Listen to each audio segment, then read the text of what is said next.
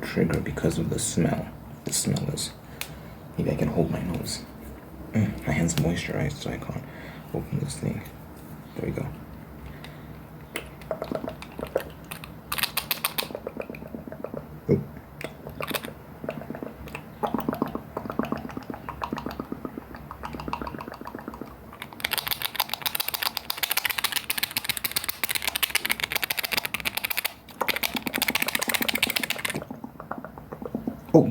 Oh no, oh. That's gonna be interesting. I got nail polish on my screen. I have to stop this recording right now. I think we can safely say crisis averted. I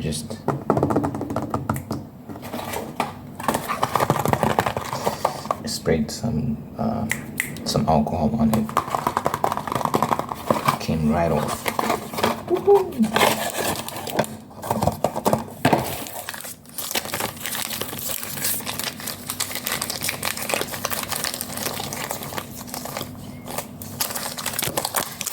By the way, I make music. I'm doing a song a day challenge for the goal to drop a song a day until the end of the year.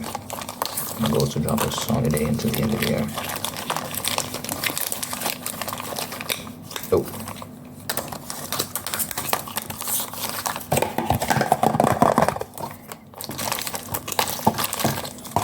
I drop 7 songs every Friday.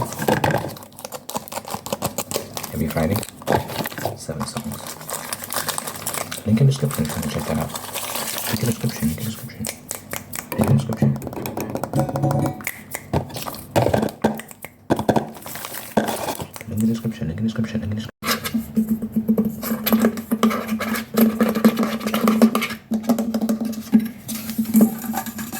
I was watching this video. This guy from the States, he was talking about how his parents, his mom was a Democrat, his dad was a Republican, and they'd have arguments every day in the house.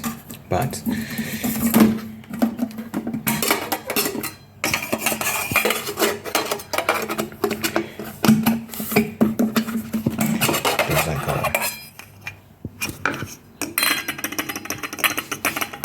there's like a baseline civility that they always maintained. They never crossed the line, right? They didn't call each other names. They didn't call each other Nazis or fascists. Or no one ever said, you care more about the rich than you do about the poor, you know? Those lines were never crossed. And that used to be possible. These days, however, it just seems like we've lost that ability.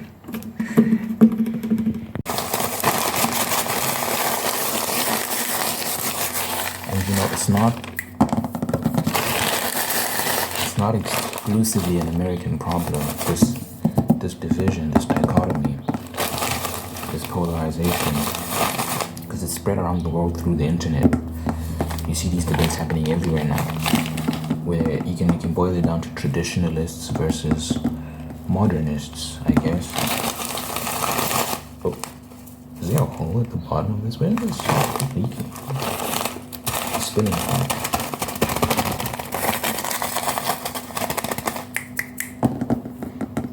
But so you know, my whole thing, I remember I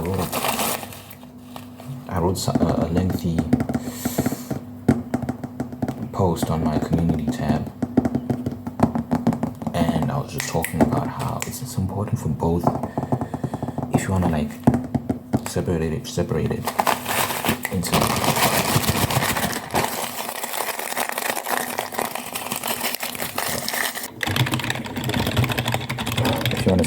into liberal and conservative. It's important for both sides to see the utility of each perspective. And one of the things I said was that liberals tend to be the more creative types, the more creative people. So they always come up with a lot of ideas that can be genuinely beneficial to society.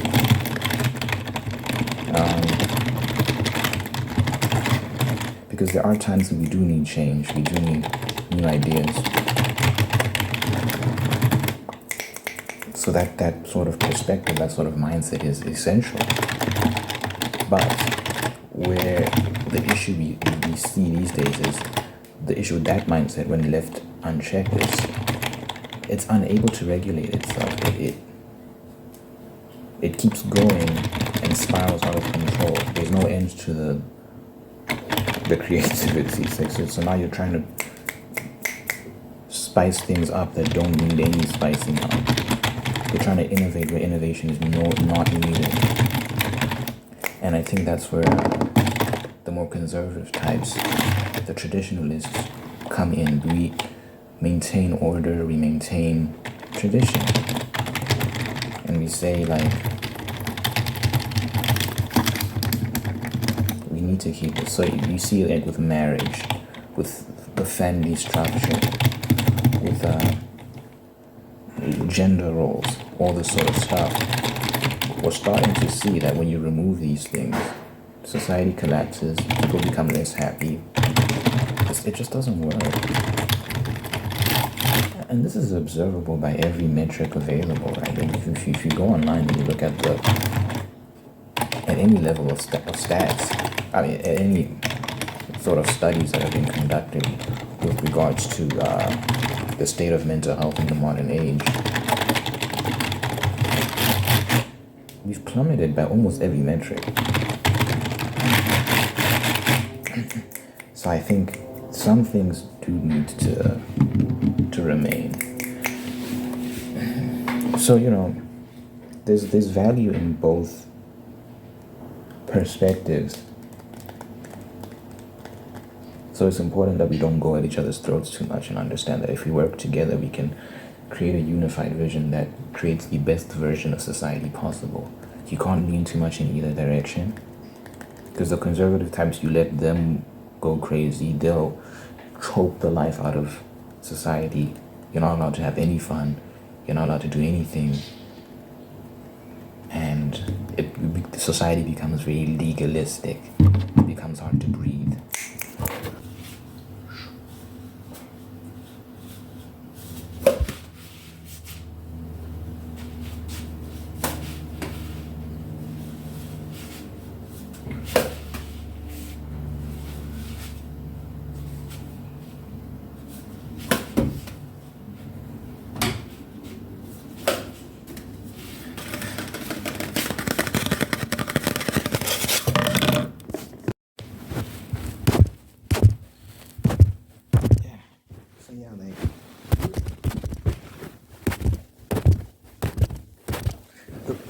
The point I'm trying to make, in that story I told of the couple, the Democrat and the Republican couple, back then it was possible to marry someone you didn't agree with. Now it's like,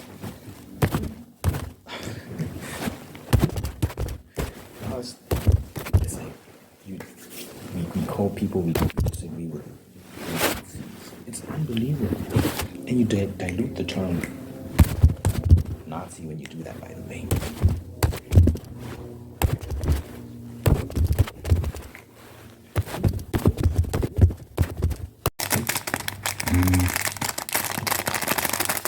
So yeah, and I understand, because I definitely, if you've been watching the channel, you know that I definitely lean more conservative on many issues. But we need to have civil discussions. We need to understand that the only way to arrive at some sort of common ground is through talking things out and not being so ideologically possessed that you're not willing to hear someone speak. And I went through a journey. I've been through a wild journey of beliefs. Like, in high school, I started out very much on the liberal side. And disclaimer, I am an artist. I think artists generally have a more liberal disposition. We're creative. We view the world through a creative lens. So we're always looking for creative alternatives to things. So the liberal perspective always appealed to me from a young age. I don't know, as I grew up and got exposed to different trains of thought, and met different people and saw different stuff online and consumed all sorts of arguments, my views changed. Because I just felt like there were so many questions I would have that couldn't be answered by the more liberal worldview. For example, abortion. Oh no. I was at some point pro-abortion because the way they get you. Hold on.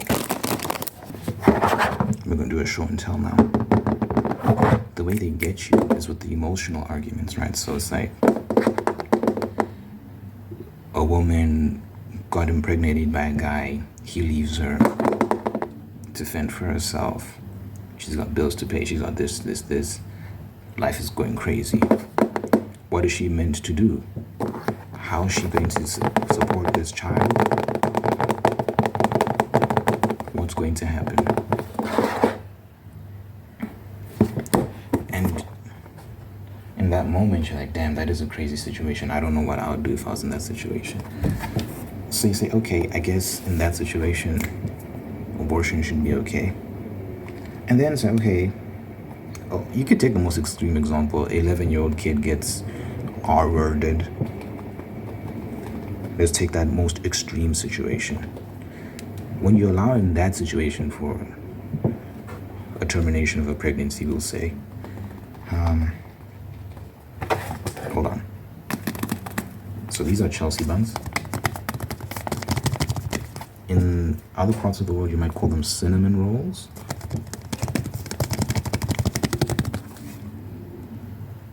I don't know if these have any cinnamon in it. No, they do. Here we call them Chelsea buns. This lighting is it's giving Zimbabwe. You seen that sound?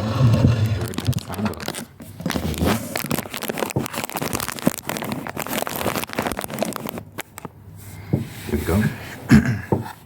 We call them Chelsea buns here in South Africa.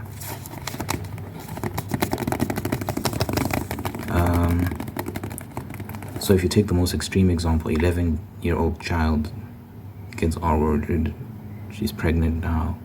What's supposed to happen there? Okay. Then you allow for it in that circumstance, and then the next extreme circumstance, and then eventually they're like, you know what? For any reason at all, people should be allowed to get abortions.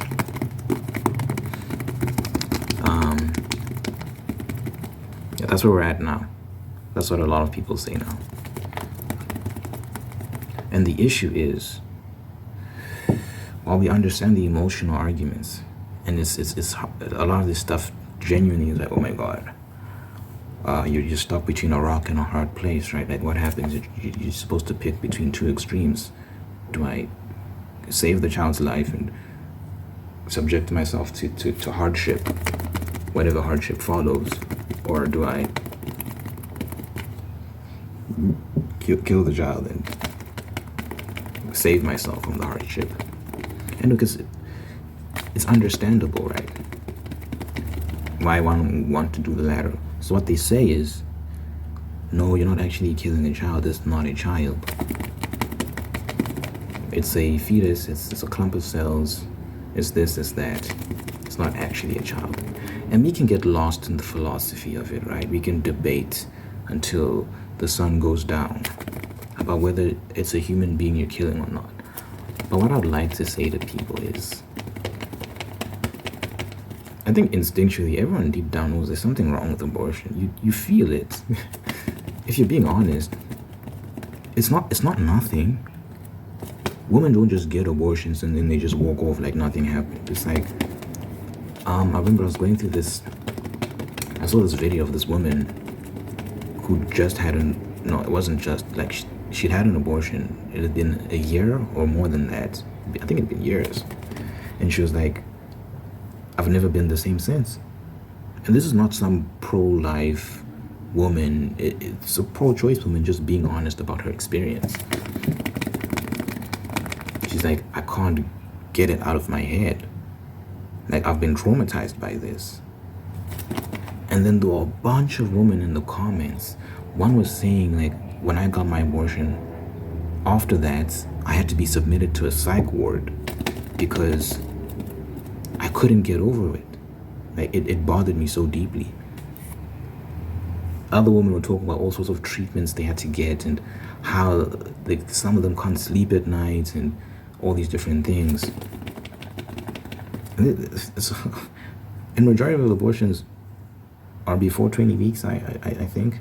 So it's not like these are late term abortions. It's like it's at whatever point you do it, when you realize that you're pregnant and you make the conscious choice to end your pregnancy, that sticks with you. It don't just go away. So instinctually, we can debate, is it a life, is it not? I think instinctually, everyone knows your conscience is telling you something. People are losing the ability to listen to their conscience.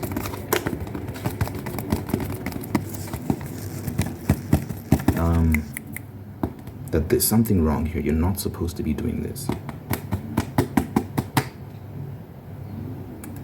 So, you know, whenever people make these emotional arguments, like they pitch you the worst case scenario, the question I like to throw back is it worth killing a child though? Just think about that and you sit with it and you answer for yourself. Is it worth killing a child?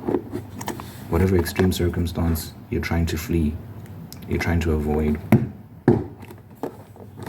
is you avoiding that scenario worse, better? Is it worth you ending a child's life? Always consider that. My mom, a Zimbabwean woman, I'm also Zimbabwean, but she was born and raised, like she lived there. At some point, I'm not exaggerating, Zimbabwe had the worst economy in the world. People were poor, dirt poor. I remember my mom told me she was the only child in her school that had school shoes. And that the only reason she had school shoes was because her mom was a domestic worker. She was a housemaid. And the white family she worked for gave her shoes to give to my mom. And that's why she had shoes. And because the other kids were jealous that she had shoes, they would, whenever they'd see my mom, they'd step on her shoes and ruin them so that she'd be like them. Like, that country was dirt poor. That being said, if you ever went there and pitched the concept of abortion to them, they'll think you're a witch. I'm not even exaggerating. They'll think there's something spiritually wrong with you for you to even suggest that you can kill a child. Like the difference. And then you go to America, the wealthiest nation in the world. At least we're told. Is that still the case? Anyway, let's not get lost. And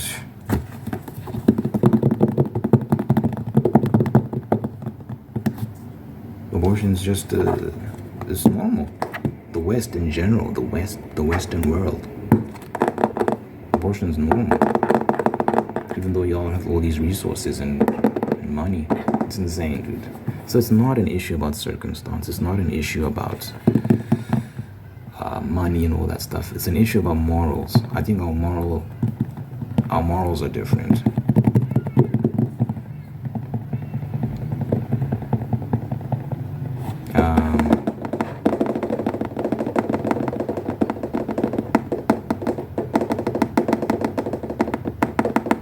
Yeah, man. It's food for thought.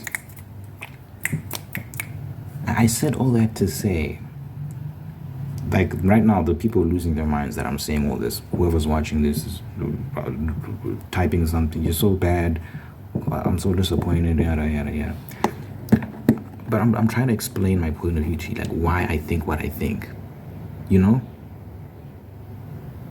Like, I'm not an evil person. But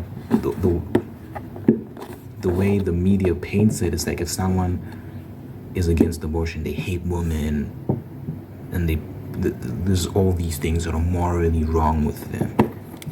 But if you listen to someone and you hear them, maybe you might understand that there's more to their perspective than just, they're evil and they hate people and they just want to see people suffer. It's like, no, there's logic behind it. There's a reason why they think what they think. Abortion is just one of many issues. But yeah, you go down the rabbit hole of what separates liberals and conservatives, and I think the conservative types have a role in society to maintain tradition, to maintain the core tenets that have built civilization. The reason why society functions is because there are rules. When you remove a lot of these rules, it's chaos. We do need creative types. They make life interesting, and they effect change when change is needed. When things need to change, they are there for us. But there still needs to be a group of people that are focused on observing tradition, because that's good for society too, and that's good for our mental health. It's good for our happiness. People think being happy just means freedom to do whatever you want whenever you want. It's not true. You need constraint in some regard, because then it gives you direction. Like, you're in a desert, an open desert, you can go wherever you want, but you're in a desert. It's like you're not going to be happy. Whereas if you're in a city, a very small city in a desert, you're going to be more likely to be happy there than just wandering aimlessly in the desert. I got all this freedom. Why is it that our mental health is at a record low now, even though we have all these freedoms? Why is it? We're not getting, mentally, we're not getting better. We're getting worse. But you see, in religious communities, the highest reports of sexual satisfaction, I'm not making this up, less likely to abuse drugs and alcohol, more likely to find two-parent households, just generally better mental health across the board. Religious communities who are more strict in their worldviews. I'm not saying that, I can understand how that can be suffocating, and we should allow breathing room for people, but I'm making an example of how rules and tradition lead to happiness, because you're giving people structure, you're giving them direction, and that can lead to a more fulfilling lifestyle, as opposed to the chaos of do what you want when you want. You're not accountable to anyone. So I hope you can see the value in the more conservative mind state, the more conservative worldview. I say all this because, the ASMR community tends to lean to the more liberal side of things. I'm very aware of that, because I get all sorts of comments when I say stuff like this, accusing me of all sorts of bigotry. But yeah, I hope this video wasn't too, there was enough triggers to satiate your desire for tingles. But anyway, and I hope you learned something. Learn to appreciate people, man. Don't get so angry all the time. And listen. You learn if you listen. My worldview changed. I promise you. I've changed my mind drastically over the past few years. It's insane. Like, since I was like 15, I'm 23 now. So over the past 8 years or so, like, my mind has just, it's been everywhere. It's been everywhere, dude. I promise you. There's value in listening. Okay, I like to pray at the end of my videos just to impart blessing and peace and all that good stuff. So keep in mind. Here we go. Dear God, thank you for this individual watching this right now. Thank you for blessing them. Thank you for making them whole, unique. Thank you that you're guiding them on a good path about towards peace, protection, prosperity. Thank you that you're introducing good people in their life, people that take care of them, that love them, that bring the best out of them. Thank you that there's plenty for them to look forward to. to be thankful for. They wake up every morning with a sense of purpose and peace as well, no matter what circumstance they find themselves in. Bless them with peace, peace, peace, peace, peace. That surpasses all human understanding, Lord. So good health, long life, and happiness over this individual, over their friends, over their family, whoever they care about. In my name I pray, in Jesus' name I pray. Amen.